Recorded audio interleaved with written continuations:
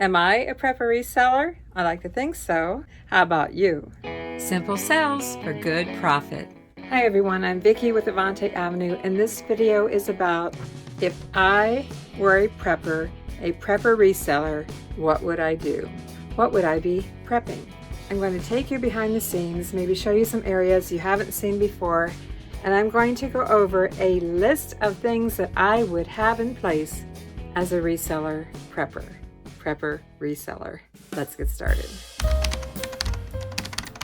I use assorted sizes of bags. Clear resealable bags for packaging my clothing, both for storage and shipping.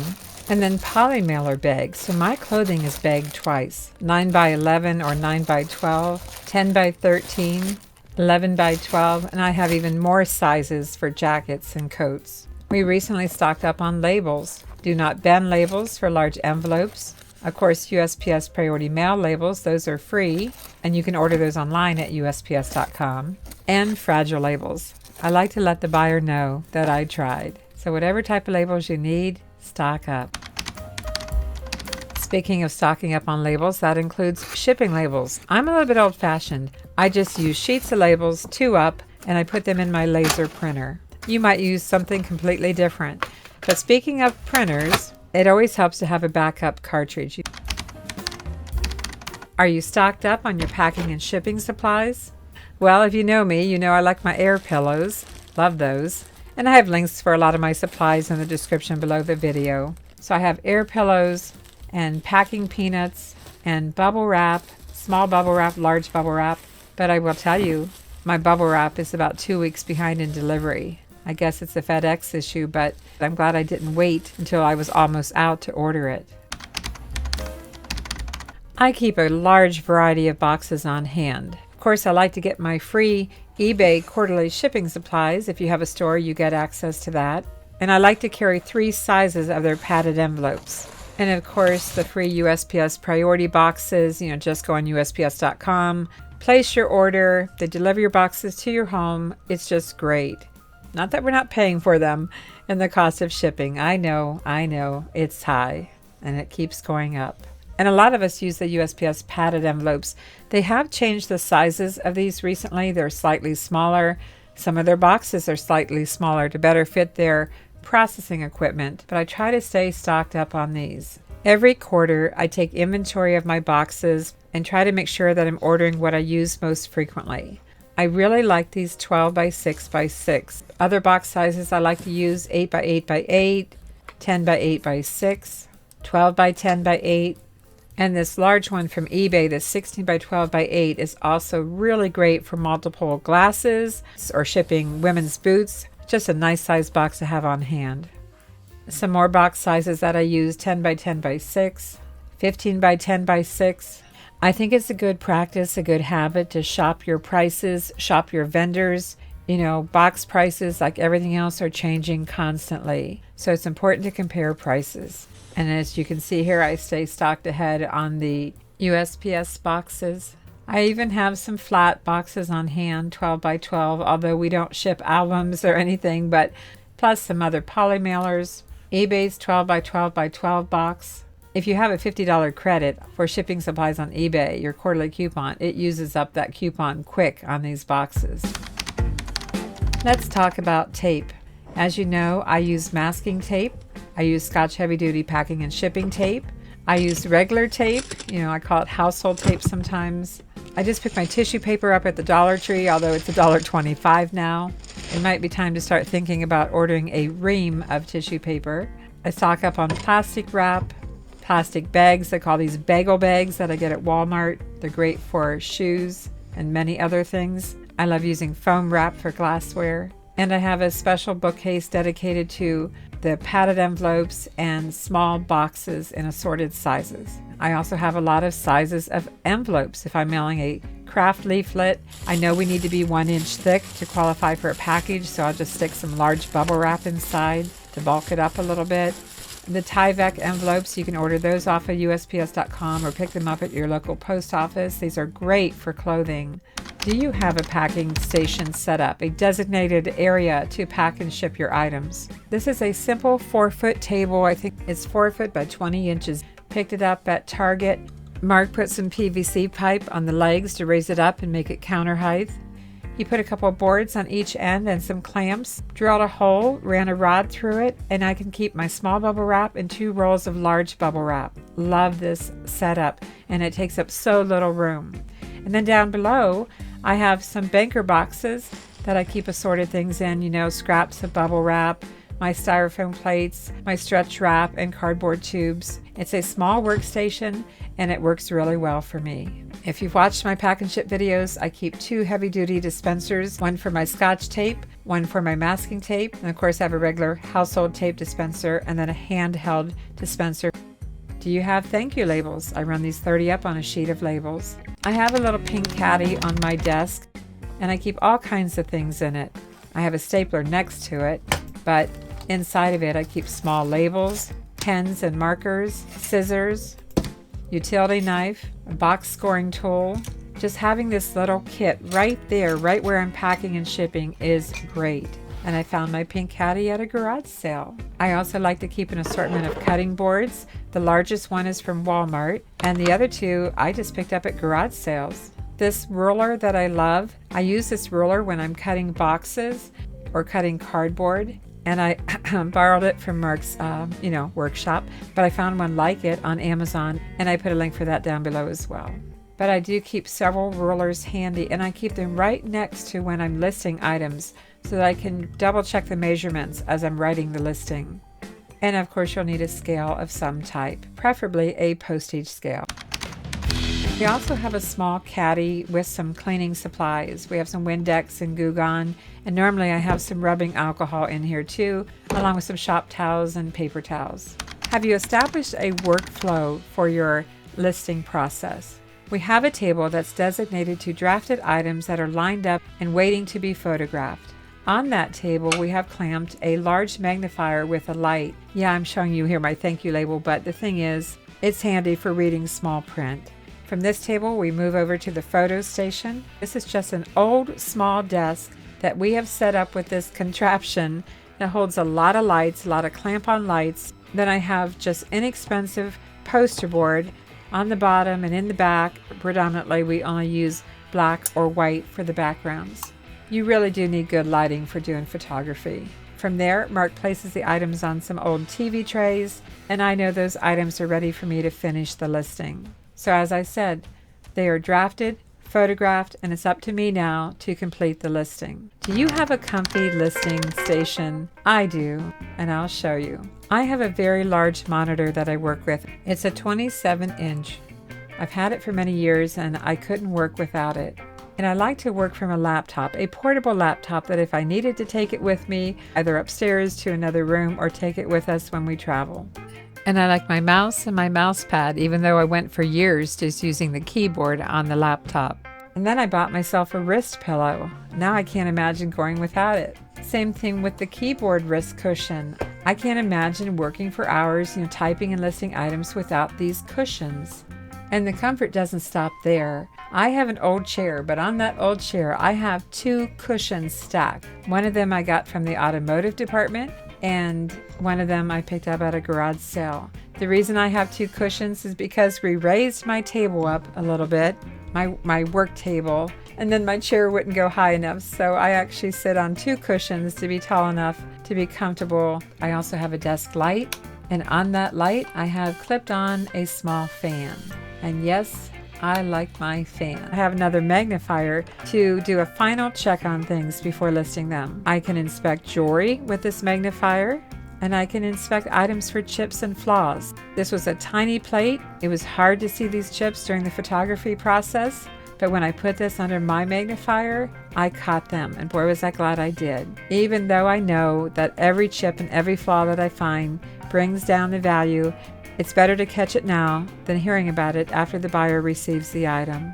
And as a person who wears glasses, well, I have computer glasses, and I switch back and forth, and they were a great investment. So that's my desk setup, and it's really comfortable. And I can't say enough about good lighting in general. I have 2 ceiling lights. I have these pole lamps, one on each side of my packing and shipping table. I have lights on my desk. We, of course, have the lights at the photo station. Good lighting is a must. Another tip for you is to take inventory of your boxes. I made a spreadsheet showing all my box sizes. I weighed each box, sometimes even what I paid for the box, but the main thing that I'm suggesting to you is for you to take inventory of your box sizes, especially those that you use all the time. Weigh each box, put that on your chart, and have that next to you when you're finishing your listing. I don't have a PDF file of this. I'm going to say I'm sorry, but I want you to make your own. Let's talk about storing our items. When I started out with eBay, I picked up a lot of bookshelves at the Goodwill, and that's what you're seeing here on the left side of my room. And then we picked up another bookshelf, a wood one, and then I have this desk set up here on the right. That's my sewing machine table. That furniture happened to come with the house. And in the corner, we fit some adjustable shelving. So we did purchase that shelving. Store your items vertically whenever you can. I'm showing you here when I have prints or artwork that needs to be laid flat, and I've already pre-packaged it. Well, I lay it flat. I also like to store similar items on the same shelf. As you see here, I have a bunch of glass votive cups. And in this corner, I allowed shelving for odd shapes and bulky and tall items or regular items. You know, we sell a lot of glassware, a lot of odds and ends, a large variety of items, and you need to have designated space for these types of items. I try to keep all of my glass and fragile items in my main eBay area. You might have seen my video a year ago about my birthday present to myself in redoing our shelving in our eBay area. And one of the things I wanted was more shelving and adjustable shelving. Even though we may never adjust it again, it is all adjustable. I'm going to be honest and say that it was not inexpensive. It did cost a chunk of change to do it. We got everything at Lowe's, but it was most certainly worth it. And I suggest that you organize by color and like kind. You know, when something sells, we need to make it easy to find. And so I really thought about that when I was setting up my shelving, setting up my items. Now, let me just quit talking for a minute. I'll play some music and you can just see how things are organized.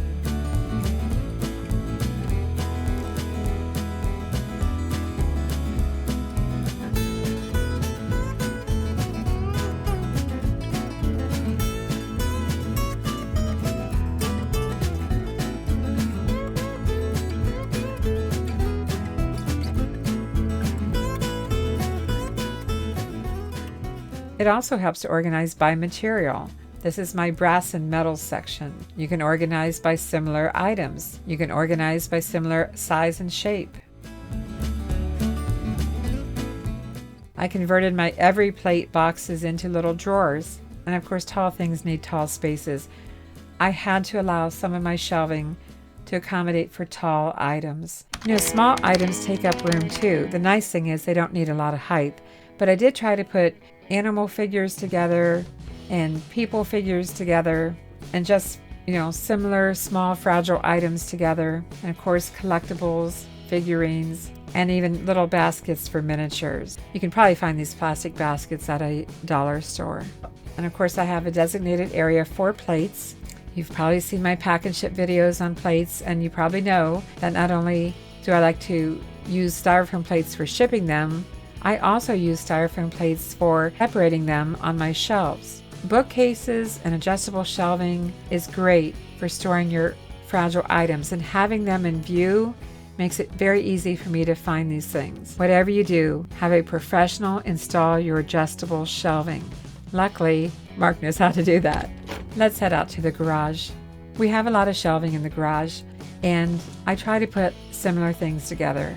This is my designated shelf for mostly appliances and kitchen items. If you've never tried banker boxes for storage, I love banker boxes. They are lightweight, they have handles, they're stackable, they're collapsible. I can't say enough good about these, and you can probably pick up a huge box of them at your local Sam's Club for, you know, $20 or so. I don't know what they're going for these days, but I have a whole section designated for Christmas. We have a shelf designated for games and toys. I have a shelf designated for dishes, you know, dish sets. Even though I'm selling them separately, not as a set, they are stored in the garage, sometimes in a tote and sometimes in a box, and I try to label everything. Our garage is also our basement, and we have a dehumidifier, and that is an absolute must, I believe anyway, an absolute must if you're storing in an area that has humidity. And this next clip, I hate to show this to you honestly, but I need to because we need to talk about it. Bugs happen. Yes, bugs happen. But we bought these sticky strips from the hardware store. Put these sticky things everywhere you can, except for where a child or a pet could get to them. It looks ugly, but they work. For clothing, I started out with banker boxes, but then I really loved that I switched to these stackable clear tubs. Picked these up at Big Lots. They weren't very expensive. I have a QR code / label on them. I have mostly clothing in these, but I do have one tote for sandals and one tote for hats. In the main eBay area, we put some shelving up just for shoes. And I do like to keep the original box for all the information that is on the box, and also to keep the shoes dust-free until such time they sell. Most of the time, I do not include the box when we list it for sale. I've shown you this before, but then some of you are new to our channel. These are plastic craft organizers. A lot of people would use these for their scrapbooking paper. Well, I use them for jewelry. And then I just labeled it for whatever's in it. Bracelets, earrings, necklaces. I have some Boy Scout things in one of the drawers. These are very handy. If you need storage for letter or legal size items, a filing cabinet might do. These are craft leaflets, cross stitch, needlepoint, crochet, etc. And I use a 2-drawer filing cabinet. Some are listed and some are to be listed. Let's head upstairs. When you do eBay, it kind of takes over the whole house, doesn't it? I have an office upstairs, and the items on the over-the-door hanger are waiting to be photographed, as well as the items on this clothing rack, all waiting to be photographed. Underneath the clothing, I have a couple boxes with some tissue paper and some more shipping supplies. In place of my closet doors, I have a large window shade in place. Behind that shade, is 2 rods of clothing, plus the right end is designated for dresses. I even have a small tote on the bottom right. So this closet contains all women's clothing and some boys' t-shirts and the little organizer on the right. I'm going to show you my system, but I realize that nobody else is going to have this system. But I know you're going to ask me about it. It's called the Walker system. It's an art gallery system with a rail, as you see across the top, left to right a rail. And then it has this clear acrylic rod that hangs from it. And that rod has a sawtooth hanger on it. The sawtooth hanger slides up or down. It has an adjustable screw, and it just works for us. We used to own home decor retail stores, and that's why I have this system. If you live near us in Kingsport, I might be able to hook you up with some pieces and parts, but otherwise it's too big to ship. And when I do photography here, I have 2 side lights set up to the right and the left of the roller shade. I have a table with a white tablecloth, and before I lay any clothing on this table to fold it and pack it, I use this gigantic pet lint roller to make sure it's perfectly clean. Now we're in the guest bedroom. Remember what I said about eBay takes over the whole house? Behind the guest bedroom door, I have an over-the-door hanger with some dresses that need to be listed. And then in that closet, again, we have double hanging or 2 rods, and I have some women's clothing on top and men's shirts, button-down shirts on the bottom. Yep, eBay practically takes over the whole house. I'm sure I missed something in this video, so leave a comment below of what I missed or what you are doing to prep for reselling, because prices aren't getting any cheaper. It's taking longer to get our supplies, and I want you to be ready for hopefully a busy season coming up soon. Hopefully fall Christmas will make up for the slower sales in the summer. So leave a comment down below. Let me know if this video helped you and if I missed something. Thanks for watching, everyone. I'm Vicki with Avante-Avenue, and Mark and I will see you soon. If only my supplies would come in.